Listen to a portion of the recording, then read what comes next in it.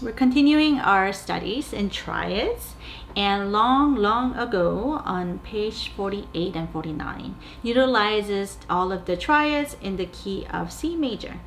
And so basically we have C major scale, and I can build the triads as in stack thirds on top of each other on every single note of the scale degree, every single scale note. Yeah, so it'll be C. Okay, I built a triad 5 3 1 using only the notes that belong to the scale. And in C major it's easy because it's all white keys, right? So we have C major, and then we have D. Yeah, so the second one is minor, naturally. Yeah, and this rule actually applies to all major keys. That 1 chord, 4 chord, 5 chord, which we know by now our primary triads are in major. But then 2, 3, and 6 chords are minors. So this applies to any major key, 1, 4, 5. If you build triads based on the notes that belong to the scale, are going to be major, the primary triads. The secondary triads are minor and diminished. So the 2, 3, and 6 are minor, and 7 is diminished. Yeah, and this would be true if it was in G major. So 1, 4, 5 in G major, 1 are major, and then 2, 3, and then 6 are minor, and the 7th, right, will be diminished. Okay, does that make sense? Yeah. So 1, 4, 5 primary triads are in major, in any major scale, and 2, 3, 6 are minor triads, and 7 chord is diminished triad. Anyway, so they label all these chords for you in long ago, and they're making you play them.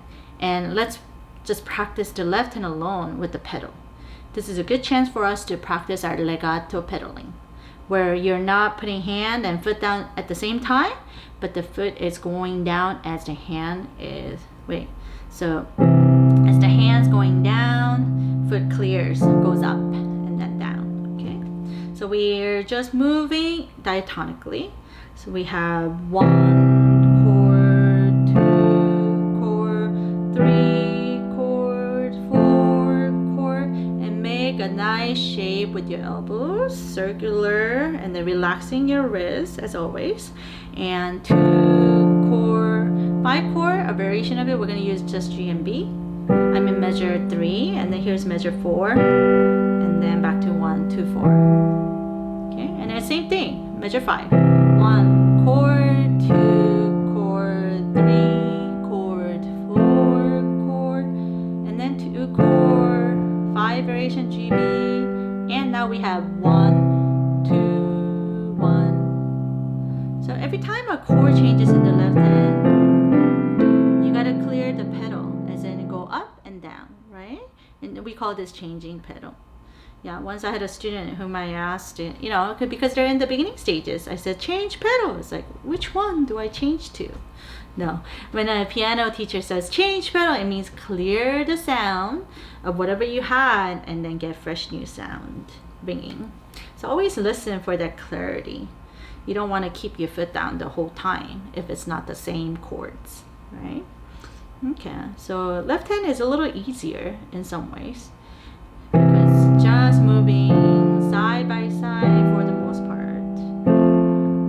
So practice the left hand by itself, and I had just played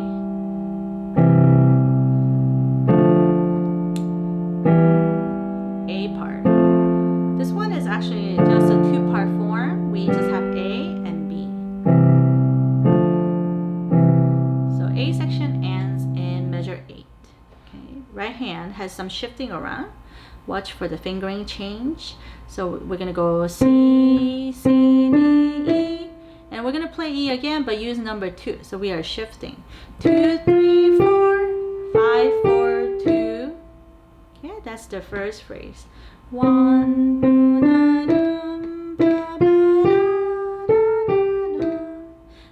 how the eighth note leads to the quarter note?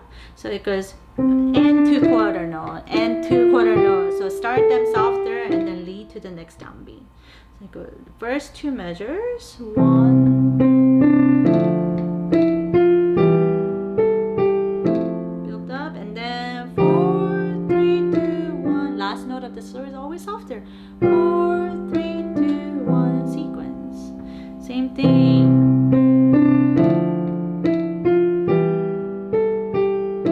Slight variation.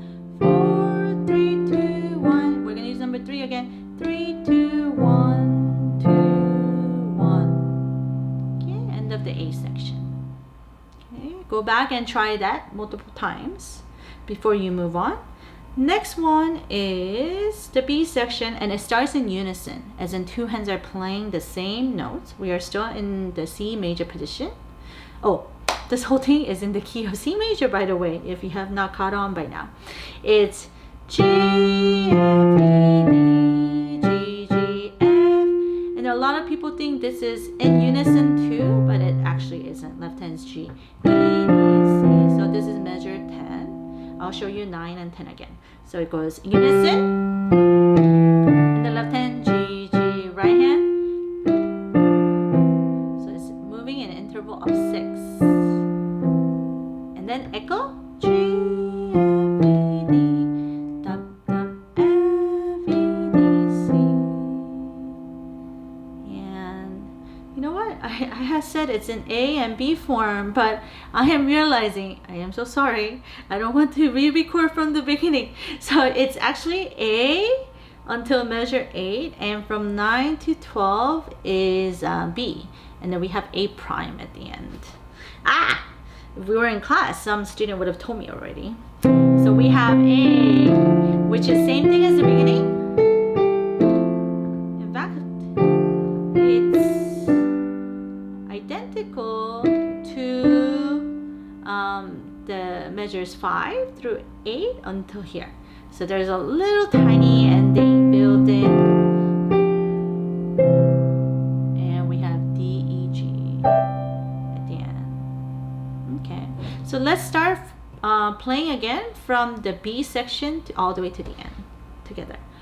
1, 2, ready, go, unison. Left hand, tap, tap, 4, 2, and echo, G, quiet.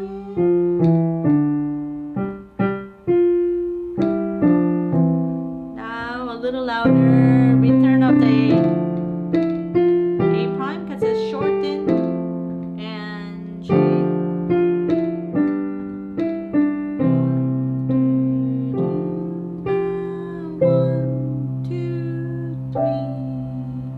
So try to follow through with the wrist on the chords. You know, it says smoothly in the beginning, right? So this is more of a wrist rotation kind of piece, a little contrast to Malagueña. Okay, enjoy learning this piece.